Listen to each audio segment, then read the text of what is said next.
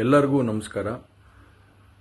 ಮೊದಲನೇದಾಗಿ ನನ್ನ ತಂದೆ ತಾಯಿಗೆ, ತಾತಂಗೆ ಹಾಗೂ ನನ್ನ ಕುಮಾರನಿಗೆ ಮತ್ತು ನಾಡಿನ ಜನತೆಗೆ ಹಾಗೂ ಎಲ್ಲ ನನ್ನ ಕಾರ್ಯಕರ್ತರಿಗೆ ಕ್ಷಮಾಪಣೆ ಕೇಳ್ತಾ, ನಾನು ಫಾರಿನಲ್ಲಿ ಎಲ್ಲಿದ್ದೀನಿ ಅಂತ ಸರಿಯಾಗಿ ಮಾಹಿತಿ ಕೊಡದೇ ಇರೋದಕ್ಕೆ ಇವತ್ತು ಮಾಹಿತಿ ಕೊಡೋದಕ್ಕೆ ಬಂದಿದ್ದೀನಿ.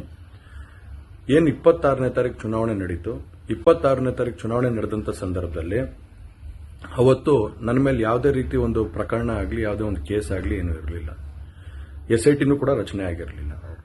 ಈ 26ನೇ ತಾರೀಕು ನಾನು ಫಾರಿನ್ ಹೋಗೋದು ಕೂಡ ಇದು ಮುಂಚೆನೇ ಪ್ರೀ ಪ್ಲಾನ್ ಆಗಿತ್ತು.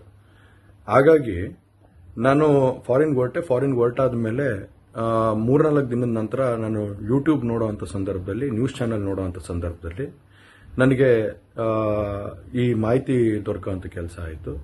ಮಾಹಿತಿ ದೊರಕಿದ ಮೇಲೆ ನಂತರ SITನೂ ಕೂಡ ಏನು ಒಂದು ನೋಟಿಸ್ ಕೊಡುವಂಥ ಕೆಲಸ ಮಾಡಿತು.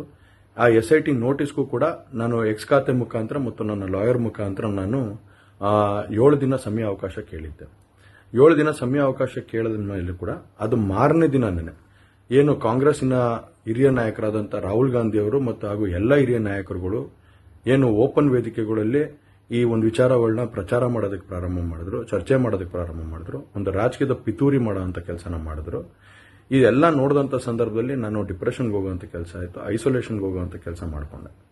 ಹಾಗಾಗಿ ನಾನು ಮೊದಲನೇದಾಗಿ ನಿಮ್ಮೆಲ್ಲರನ್ನೂ ಕ್ಷಮಾಪಣೆ ಕೇಳಿದೆ, ದಯವಿಟ್ಟು ಕ್ಷಮಿಸಿ ಅಂತ ಕೇಳಿದೆ ನಾನು. ಅದಾದ ನಂತರ ಹಾಸನಲ್ಲೂ ಕೂಡ ಕೆಲವು ಶಕ್ತಿಗಳು ಎಲ್ಲ ಒಟ್ಟಿಗೆ ಸೇರಿಕೊಂಡು ಇವತ್ತು ನನ್ನ ಮೇಲೆ ರಾಜಕೀಯದ ಒಂದು ಪಿತೂರಿ ಮಾಡುವಂಥ ಕೆಲಸ ಮಾಡೋವಂಥದ್ದು ಇರ್ಬೋದು. ರಾಜಕೀಯವಾಗಿ ನಾನು ಏನು ಬೆಳೀತಾ ಇದ್ದೀನಿ, ನನ್ನ ಕುಗ್ಗಿಸ್ಬೇಕು ಅನ್ನೋ ಒಂದು ರೀತಿಯಲ್ಲಿ ಇವತ್ತು ಏನೇನೋ ಒಂದು ಪ್ರಕರಣಗಳಲ್ಲಿ ಅವರು ಎಲ್ಲರೂ ಕೂಡ ಒಂದು ಭಾಗಿಯಾಗುವಂಥ ಕೆಲಸಗಳನ್ನ ಮಾಡಿಕೊಂಡ್ರು. ಹಾಗಾಗಿ ಇವನ್ನೆಲ್ಲ ನೋಡಿದಂಥ ಸಂದರ್ಭದಲ್ಲಿ ಇದ್ದಿದ್ದು ಇನ್ನ ಒಂದು ಆಘಾತ ಆಗೋಂಥ ಕೆಲಸ ಆಗಿ ನಾನೇ ಒಂಚೂರು ದೂರ ಇದ್ದೆ. ಹಾಗಾಗಿ ಯಾರು ಕೂಡ ಇದ್ರ ಬಗ್ಗೆ ತಪ್ಪು ತಿಳಿಯೋದು ಬೇಡ. ನಾನೇ ಖುದ್ದಾಗಿ ಶುಕ್ರವಾರ ಏನು 31ನೇ ತಾರೀಕು 10 ಗಂಟೆಗೆ SIT ಮುಖಾಂತರ SIT ಮುಂದೆ ಬಂದು ನಾನು ಸಂಪೂರ್ಣ ಈ ಇನ್ವೆಸ್ಟಿಗೇಷನ್ಗೆ ಸಹಕಾರ ಕೊಡೋ ಮುಖಾಂತರ ನಾನು ಇದಕ್ಕೆ ಸರಿಯಾದ ರೀತಿಯಲ್ಲಿ ಉತ್ತರ ಕೊಡುವಂಥ ಕೆಲಸನ ಮಾಡ್ತೀನಿ. ಹಾಗೆ ನ್ಯಾಯಾಲಯದ ಮೇಲೆ ನನಗೆ ನಂಬಿಕೆ ಇದೆ. ಖಂಡಿತವಾಗ್ಲೂ ಕೂಡ ನಾನು ಈ ಒಂದು ಏನು ಸುಳ್ಳಿನ ಪ್ರಕರಣಗಳಿದಾವೆ, ಈ ಸುಳ್ಳು ಪ್ರಕರಣದಿಂದ ಆಚೆ ಬರೋಂಥ ಕೆಲಸನ ನ್ಯಾಯಾಲಯದ ಮುಖಾಂತರನೇ ಮಾಡ್ಕೋತೀನಿ ಅನ್ನೋ ಒಂದು ನಂಬಿಕೆ ನನ್ನಲ್ಲಿ ಏನಿದೆ. ಹಾಗೂ ದೇವರ ಆಶೀರ್ವಾದ ಮತ್ತು ಜನರ ಆಶೀರ್ವಾದ, ನನ್ನ ಕುಟುಂಬದ ಆಶೀರ್ವಾದ ನನ್ನ ಮೇಲೆ ಇರಲಿ.